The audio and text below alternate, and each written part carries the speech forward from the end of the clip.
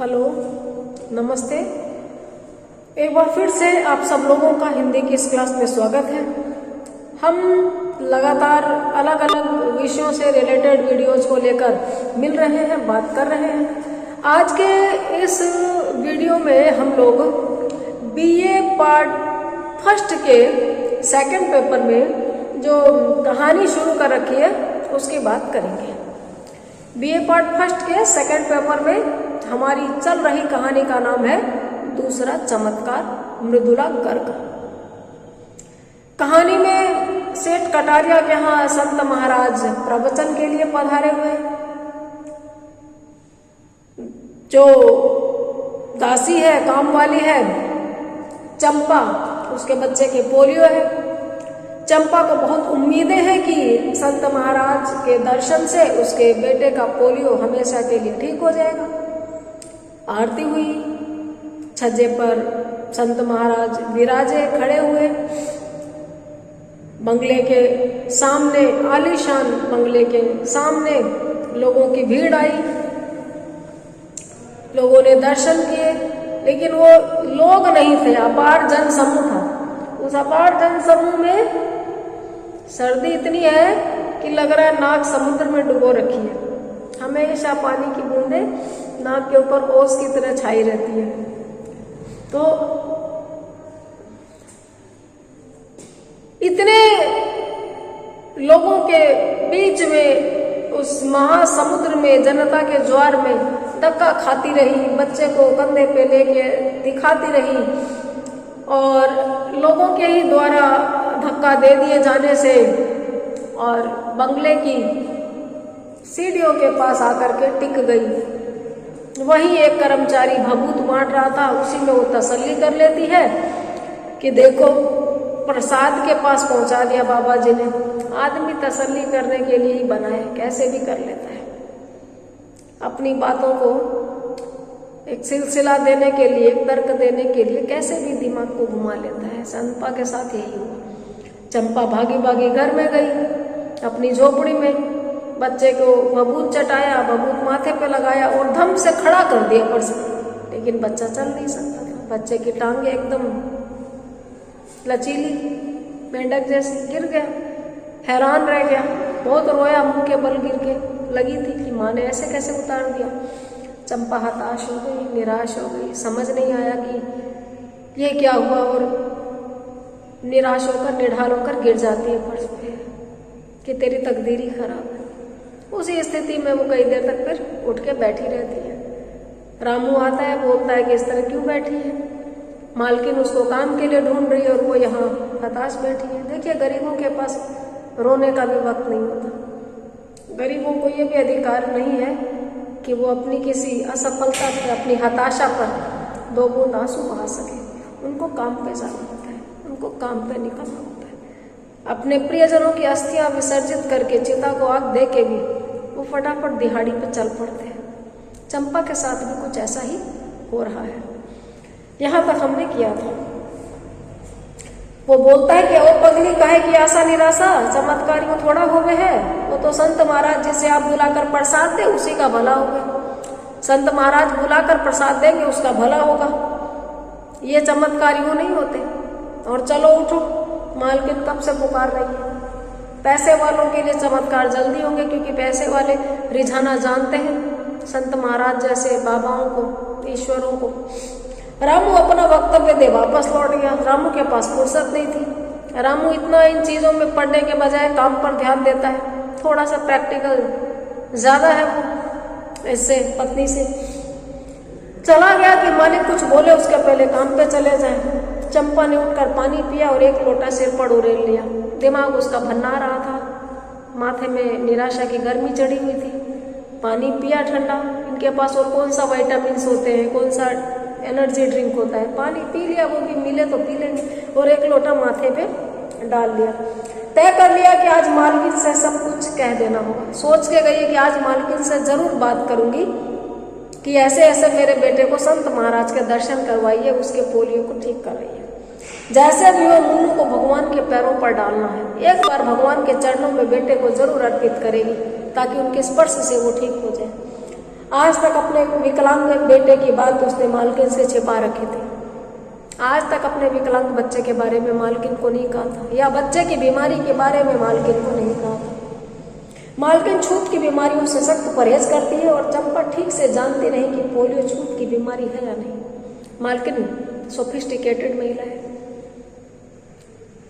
अमीरी के साथ में एक मिजाज वैसे भी आ जाता है, एक सॉफ्टनेस कह दीजिए, अदा कह दीजिए, परहेज करने की सहूलियत इनके पास होती है।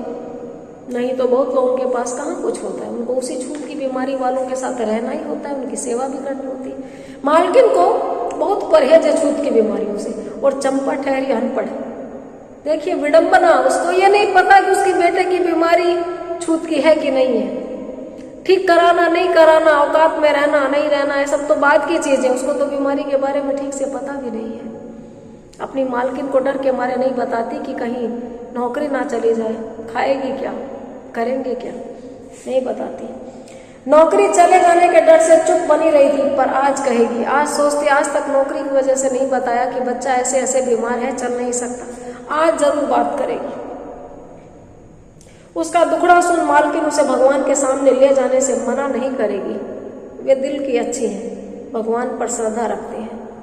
इसकी मालकिन सख्त मिजाज तो नहीं है, इस कहानी से पता चलता है। नरम दिल है, प्यार करती है इसको।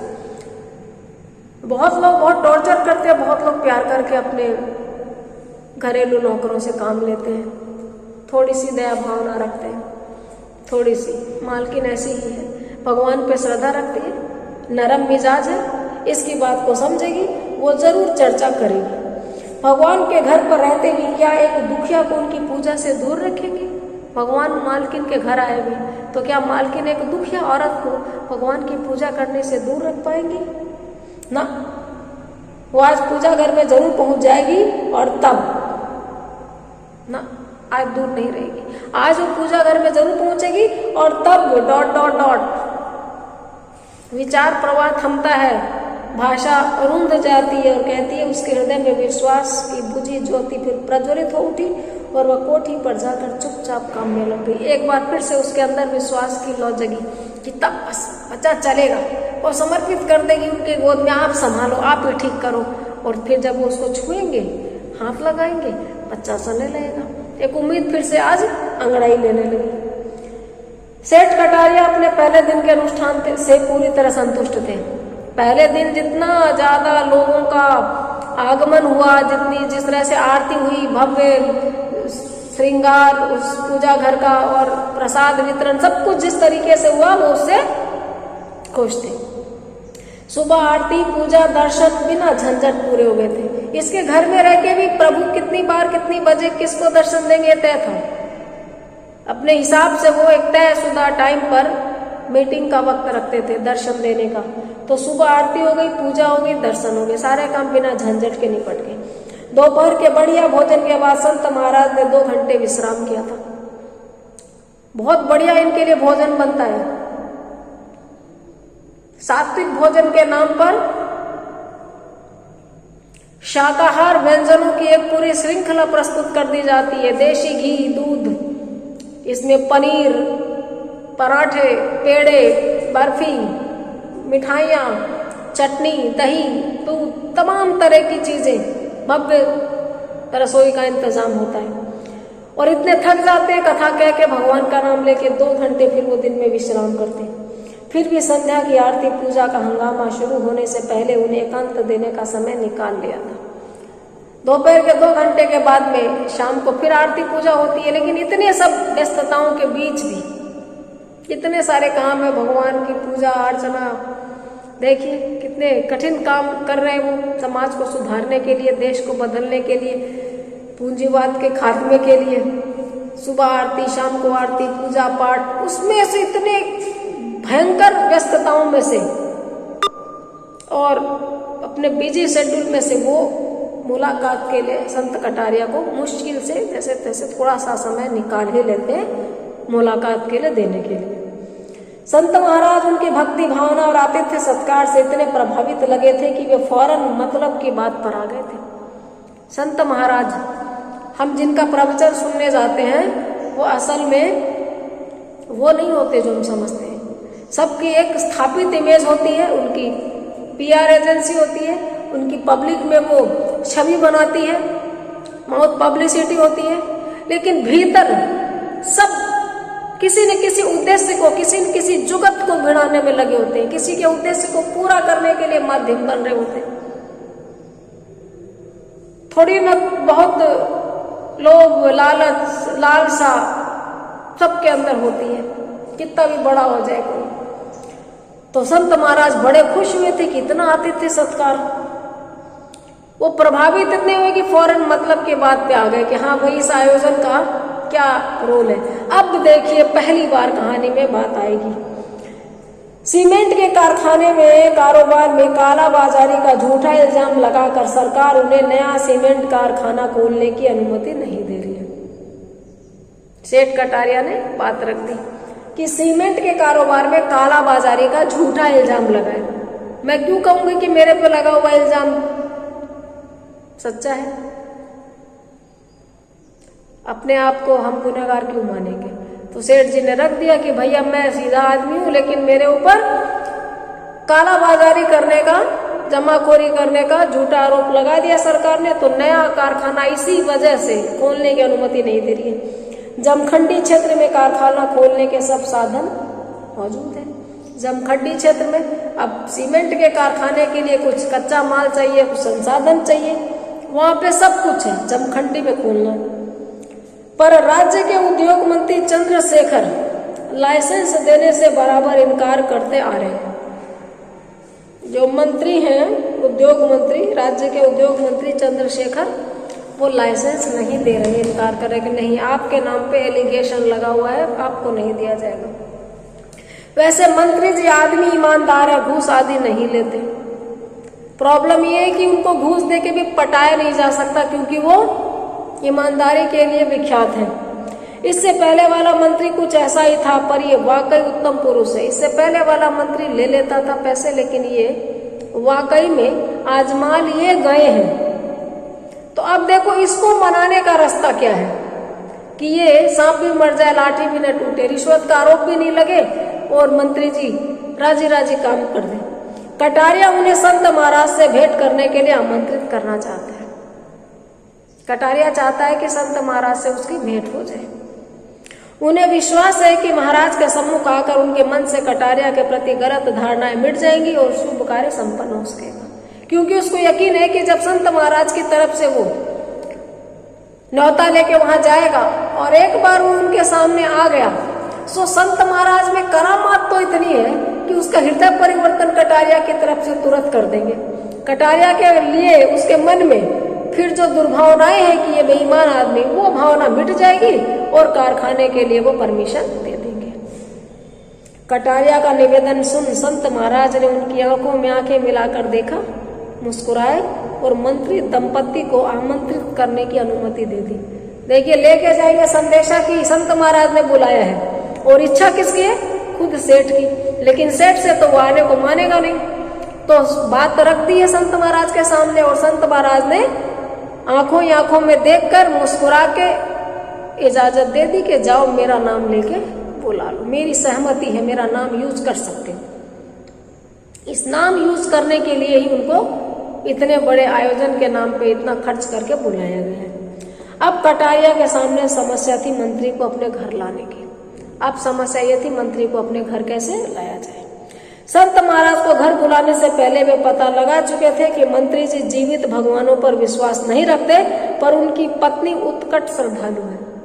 संत महाराज को बुलाने के पहले कटारिया ने पूरा अध्ययन किया था चंद्रशेखर मंत्री महोदय पर। उन्होंने एक चीज पता लगा रही थी कि ऐसे जीवित भगवानों पर वो विश्वास नहीं करते। जीवित भगवान यानी ये जो स्वयंभू ईश्वर हैं, बाबा हैं, संत हैं, कथावाचक हैं, व्यासपीठ पे बैठ के भागवत बाजते, इन लोगों को उसका बिल्कुल विश्वास नहीं। इनको वो साधारण आदमी समझता, भगवान नहीं मानता। लेकिन उसकी पत्नी, मंत्री की पत्नी भयंकर श्रद्धालु, उत्कट भक्त है। उनको इन बाबाओं पे असीम श्रद्धा, और खासकर इन संत महाराज की वो पक्की चेली है।